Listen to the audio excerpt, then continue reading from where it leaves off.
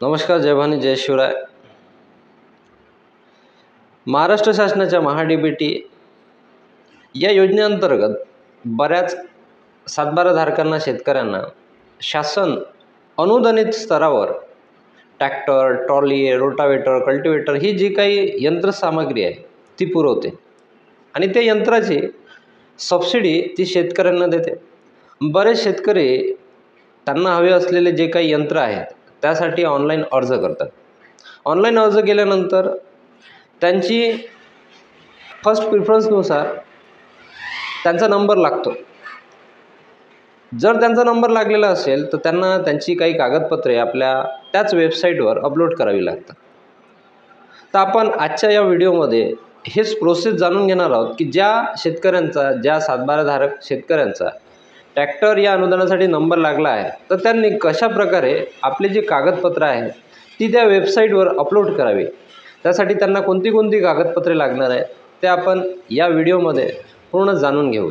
त्यासाठी सुरुवातीलाच आपल्याजवळ Aadhaar card, passbook, 7/12, 8 quotation, test report, स्वयंघोषणापत्र, हमीपत्र आणि एक कुठल्याही योजनेचा लाभ घेतलेला नाही असं एक प्रमाणपत्र असतं. ते आपल्याला सहज कुठल्याही झेरॉक्स सेंटरवर मिळतं.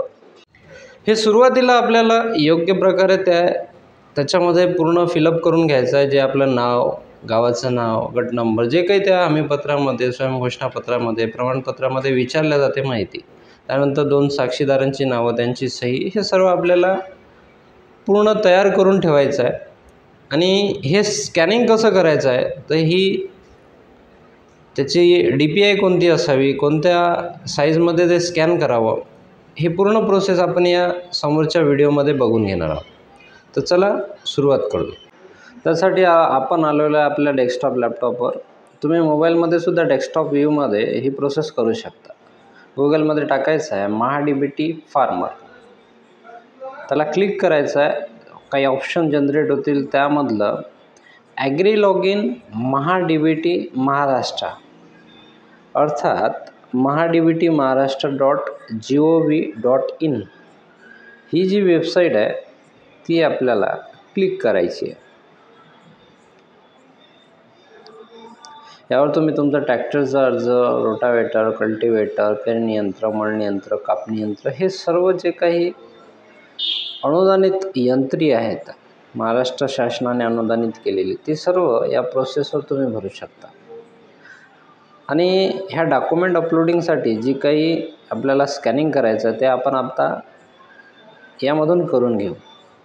तर सर्व आपली जी डॉक्युमेंट आहेत आपल्याला स्कॅनरमध्ये टाकायची आहेत. एक नाव द्यायचं आहे स्पेसिफिक. PDF फॉर्मॅटमध्ये ती डॉक्युमेंट असायला पाहिजे. आता एक डॉक्युमेंट आपल्याला त्यामध्ये टाकावा लागतो. तर डॉक्युमेंट स्कॅनिंग करताना आपल्याला रिझोल्यूशन जे आहे ते 100 DPI मध्ये घ्यावं लागते.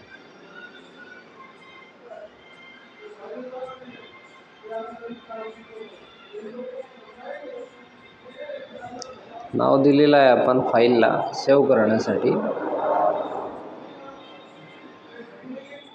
आता आपण सेव्ह नंतर प्रोसेस चालू होते त्याची 100 DPI मध्ये. तोपर्यंत आपली ही जी साईट आहे ती पुन्हा आपण एकदा एंटर मारून घेऊया साईटचं. आपली फार्मर ID त्या संबंधित शेतकऱ्याची दिसते आपल्याला.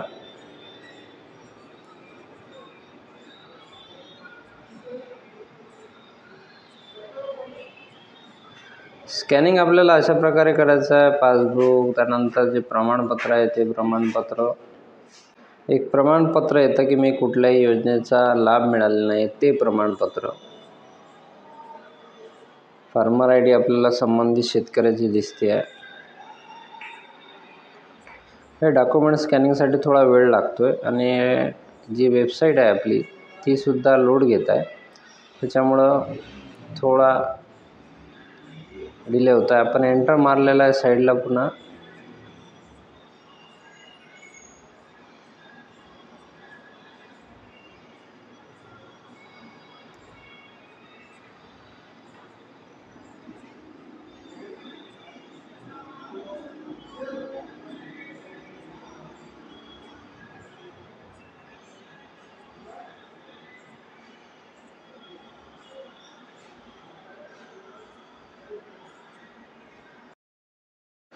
साईट लोड घेत आहे, त्यामुळं आपण आता पुन्हा एकदा MahaDBT फार्मरवर जाऊ. गुगलमध्ये MahaDBT महाॲग्री लॉग इन महाराष्ट्र या वेबसाईटवर क्लिक करू. क्लिक केल्यानंतर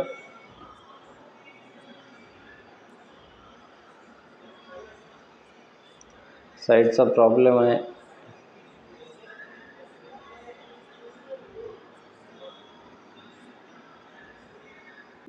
आपण पुन्हा एकदा MahaDBTवर एंटर मारलेला आहे त्या वेबसाईटवर.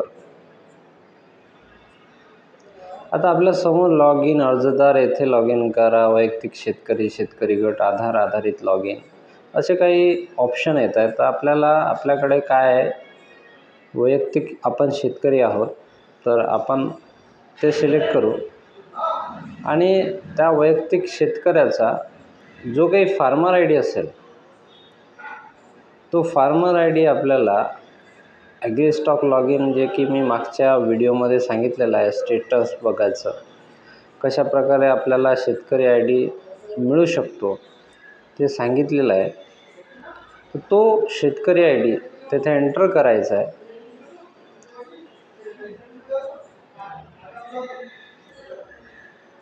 इकडे आपले डॉक्युमेंटसुद्धा 100 DPIमध्ये, त्याच्यामध्ये पासबुक, आधार कार्ड, हमीपत्र, स्वयंघोषणापत्र आणि कुठलाही लाभ घेतला नाही त्याचं एक प्रमाणपत्र आहे. हे सर्व डॉक्युमेंट आपल्याला एका PDF घ्यायचे आहेत 100 DPIमध्ये. आता आपण शेतकऱ्याचा फार्मर आय डी टाकून घेणार आहोत.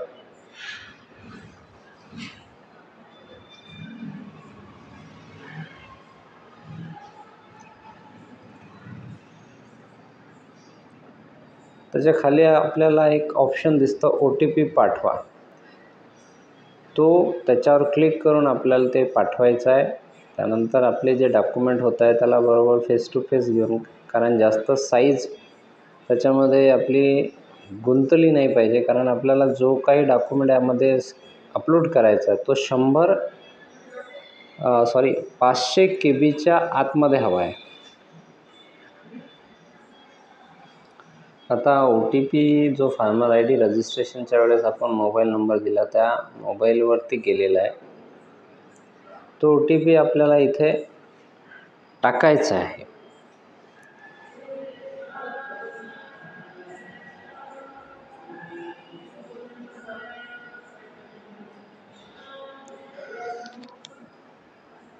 तो OTP टाकल्यानंतर एंटर करायचा आहे. प्रोसेसिंग होईल.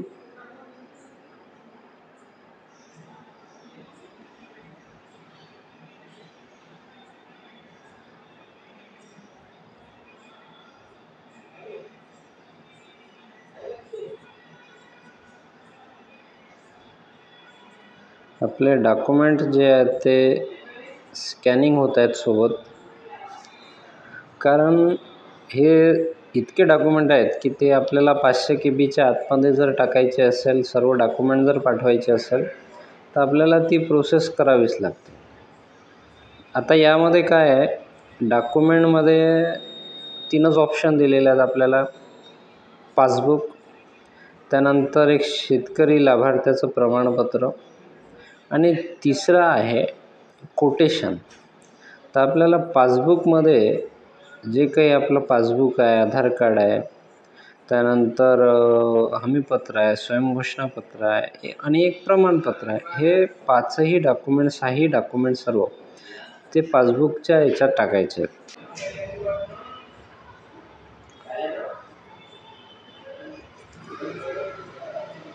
OTP आपण आता टाकलेला आहे.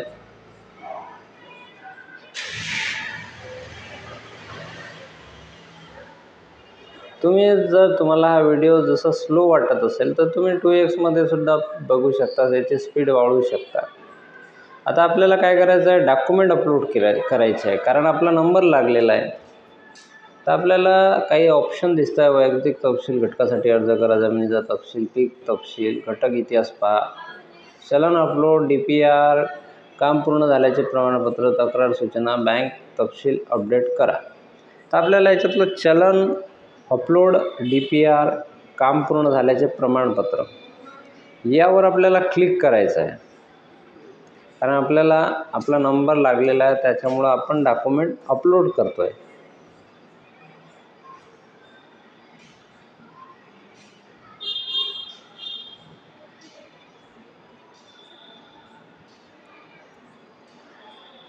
याच्यामध्ये साईडमध्ये वैयक्तिक माहिती येते, शेतकरी ओळख क्रमांक येतो, आधार क्रमांक येतो, मोबाईल नंबर येतो, शेतकऱ्याचं नावही येतं.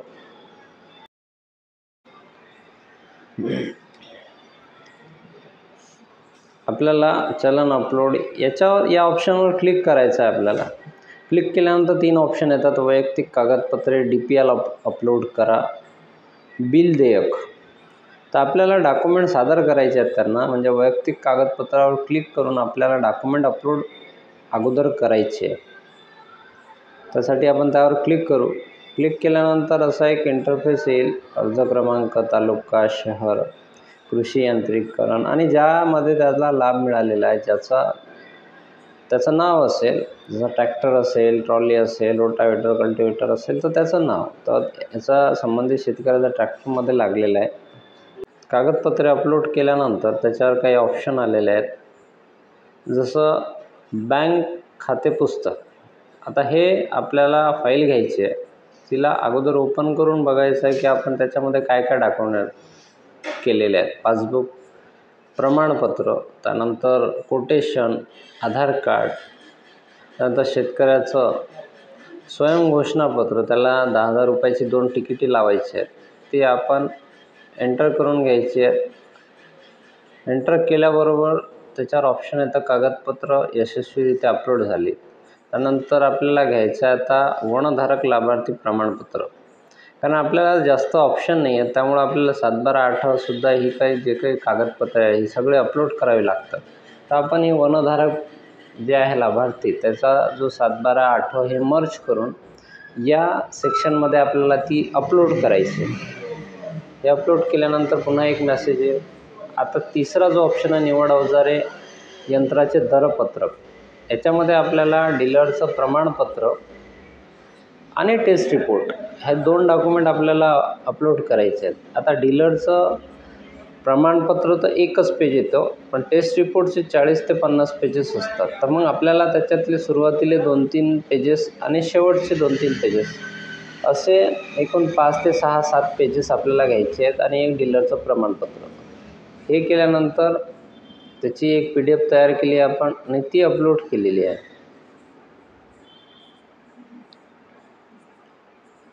ते अपलोड व्हायला थोडा वेळ लागेल. जर वेळ लागत असेल तर आपल्याला त्या फाईलचं नाव बदलावं लागतं. नाव बदलून त्या फाईलचं ते आपण पुन्हा अपलोड करू.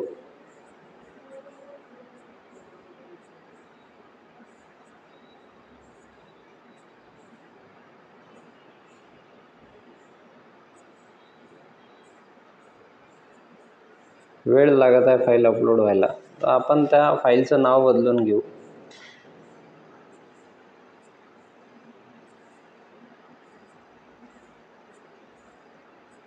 फाईलचं नाव बदलवलेलं आहे आपण आणि आपला कागद यशस्वीरित्या अपलोड झालेला आहे. आता तिन्ही जे काही ऑप्शन आहेत आपल्या जवळचे ते सगळे अपलोड झालेले आहेत. आपल्याला जतन करावर आपल्याला क्लिक करावं लागेल.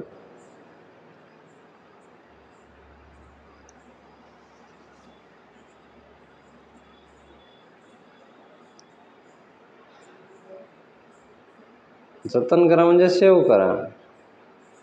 त्यावर क्लिक केल्यानंतर असा एक मेसेज येईल, तुमचे कागदपत्र यशस्वीरित्या जतन केलेले आहेत.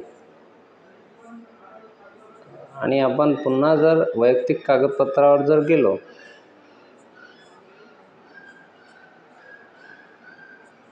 तर त्यामध्ये आपल्याला असं दिसेल, आपण लॉग इन केलेले साधारण जे काही संलग्न अर्ज आहेत, कागदपत्रे, कोणतीही कागदपत्रे प्रलंबित नाही आहे. तर आताचा हा व्हिडिओ तुम्हाला कसा वाटला? व्हिडिओ आवडल्यास नक्की लाईक करा, कमेंट करा तुम्हाला कोणत्या विषयावर व्हिडिओ हवा आहे आणि चॅनलला जरूर सबस्क्राईब करा. तोपर्यंत नमस्कार.